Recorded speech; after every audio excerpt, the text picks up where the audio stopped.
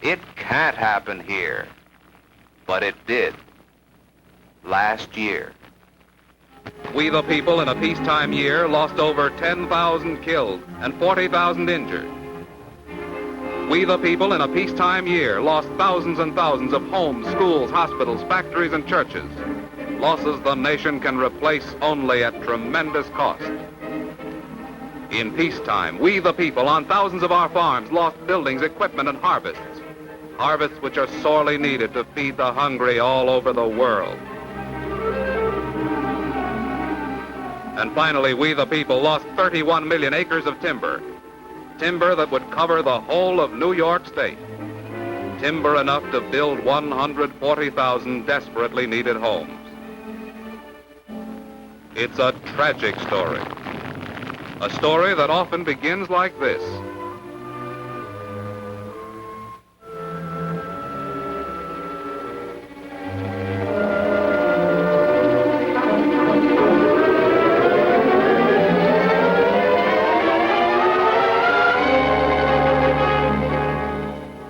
Or maybe the story begins like this.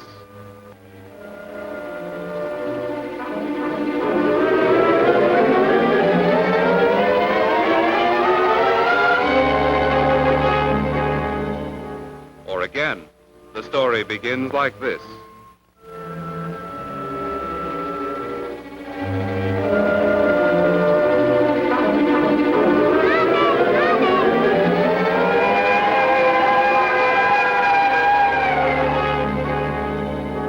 Here's another way the story often begins.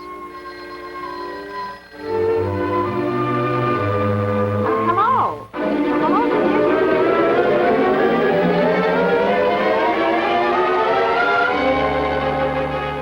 And here's still another beginning.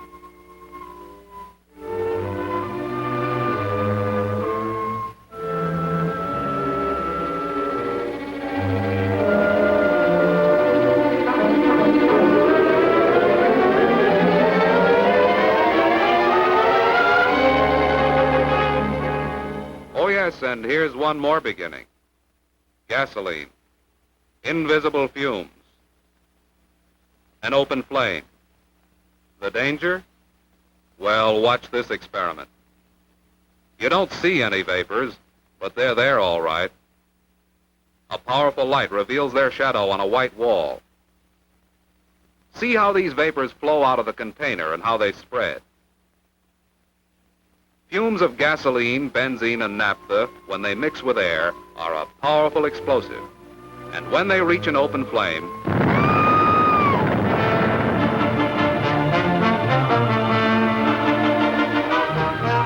every minute of the day and night, all year long, there's a fire. Every hour of the day and night, all year long, one person dies and 4 are maimed by fire.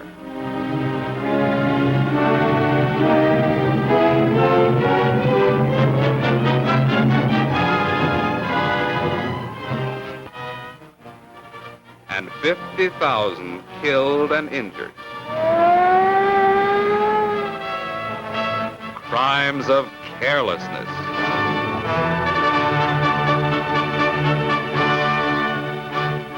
But we, the people who commit them, can also prevent them. Don't put out cigarettes in waste baskets. Have ashtrays, or better yet, smoking stands. A lot of them, and use them. You can smoke in your car. It's safe.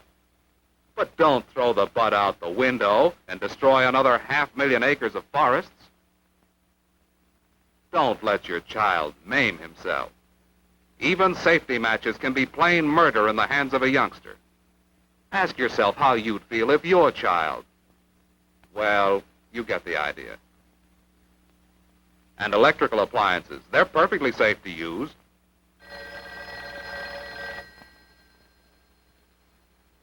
But you do have to turn them off when you leave. Now about those signs, no smoking. There's only one reason for them. To protect your life and the lives of others who work with you. If you can't take your things to the cleaners, do the next best thing and use only cleaning fluids approved by the underwriters' laboratories. They don't explode. Safety rules, after all, are just common sense. Unless you're a skilled electrician, don't attempt your own repairs. You're asking for trouble. Defective cords and plugs. Makeshift wires. And extension cords under carpets and rugs are bad fire hazards. You're asking for trouble, too, when you let rubbish pile up in the basement, in closets, or in the attic. Junk burns too easily. And electric lights are a lot safer to see by than candles or any other open flame.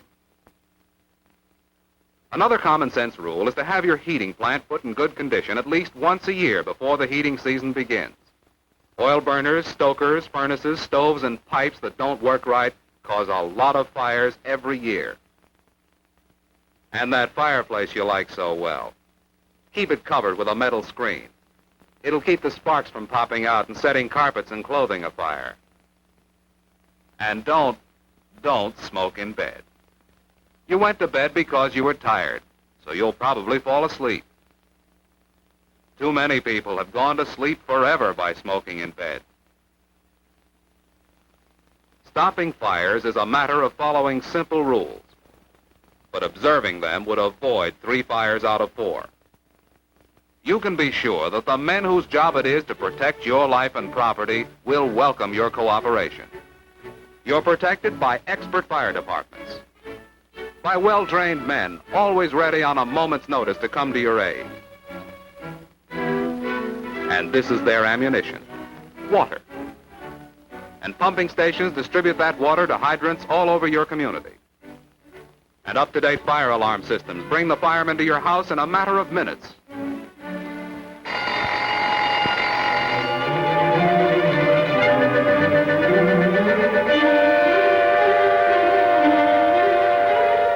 But the efficiency of all these services depends on you reporting the fire promptly. That's why it's important for you and your family to know where the nearest fire alarm box is. And incidentally, if you should turn in an alarm, be sure to wait by the box till the fire engines arrive, so you can quickly show them where the fire is. It's important, too, for you to have the number of the fire department handy near your telephone. Of course, in many communities, you need only call the operator. Half the battle would be won if small blazes could be checked before they become disasters of death and destruction. When will this appalling rate of death and destruction come to an end? That is the challenge. A challenge to every man, woman, and child in the United States. How will you meet this challenge?